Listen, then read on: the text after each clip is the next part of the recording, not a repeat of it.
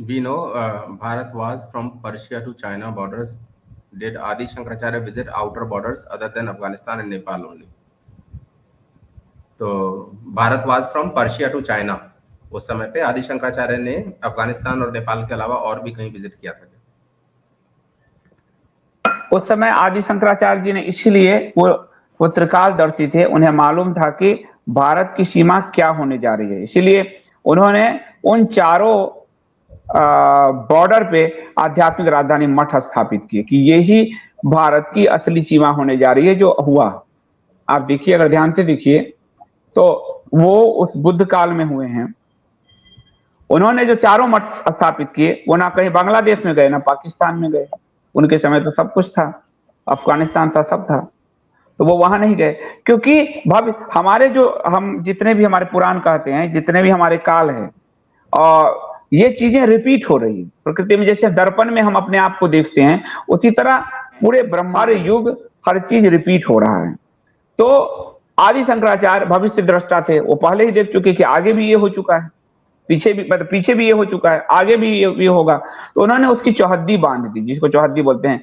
पूरब में पुरी पीठ है, आपको पश्चिम में द्वारका पीठ है, उत्तर में ज्योतिष पीठ है, दक्षिण में श्रृंगेरी पीठ है। तो वो इतने त्रिकालदर्शी थे, इसलिए उन्होंने उसको पूरी तरह से बांध के कि भारत की वो आध्यात्मिक चौहद्दी निर्धारित कर दी। और आप देखिए उस आध्यात्मिक चौहद्दी के बाहर के क्षेत्र गए बाद में चीजें। और जो अखंड भारत आदि जो कहा जाता है कई बार, चीजें जैसे आप अपने घर की तरह लो, कि घर जैसे आपका कई भाई आप हो और बट जाता है, तो प्रेम से अगर रहें तो अगर घर बटा हुआ भी है तो आप प्रेम से रह सकते हो। ये विभाजन हम अभी देख रहे हैं भारत का, ये पहला विभाजन स्वयं ब्रह्मा ने किया था। प्रथम विभाजन जो आर्यावर्त का विभाजन है, पर्शिया को आर्यावर्त से अलग किया था ब्रह्मा ने। इंद्र और वरुण में बड़ी लड़ाई हो गई कि यज्ञ पे किसका बड़ा भाग होगा, किस तरह से। और इंद्र राजा थे, बड़ी बड़ी सभाएं बैठी, भारद्वाज जी बड़े बड़े सब, और ये तय नहीं कर पा रहे थे। तो ब्रह्मा जी आए और फिर उन्होंने कहा कि वरुण जो है, वरुण को ये क्षेत्र पर्शिया वाला, और इंद्र जो है भारतवर्ष के, क्योंकि ये वो आध्यात्म जगह है।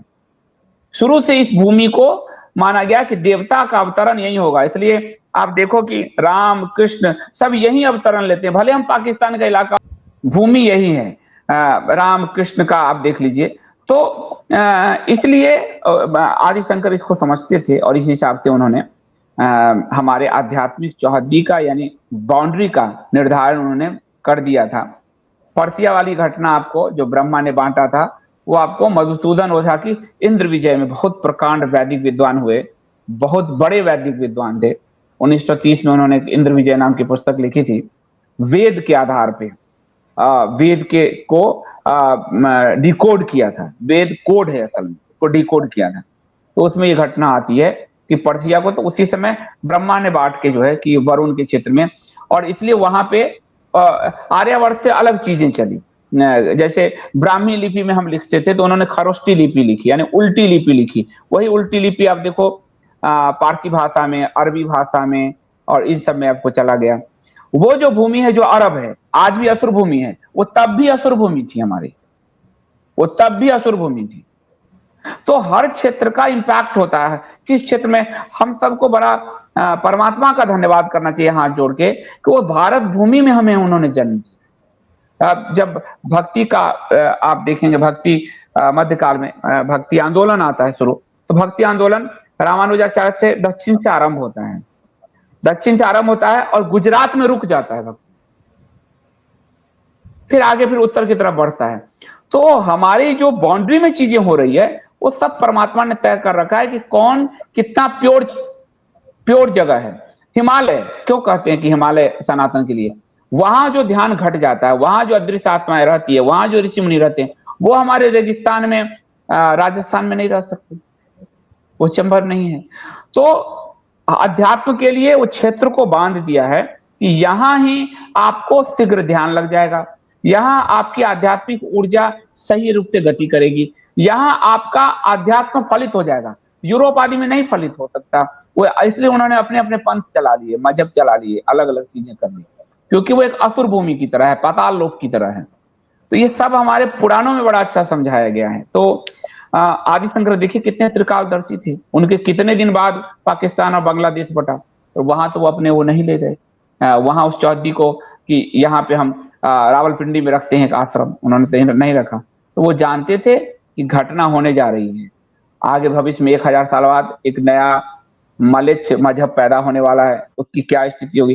तो परमात्मा सब जानते हैं, और वो इसलिए जानते हैं क्योंकि ये घटनाएं बार बार हो रही है। हर युग में फिर से त्रेता आएगा, फिर से राम जन्म लेंगे, फिर से रावण को मारेंगे, फिर द्वापर आएगा, फिर कृष्ण होंगे, और फिर महाभारत होगा।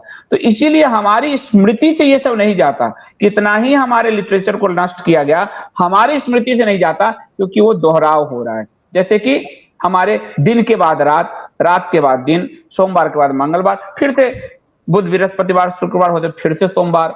ऋतुएं जैसे शरद ग्रीष्म, बाकी ऋतु वही चक्र हो रहा है।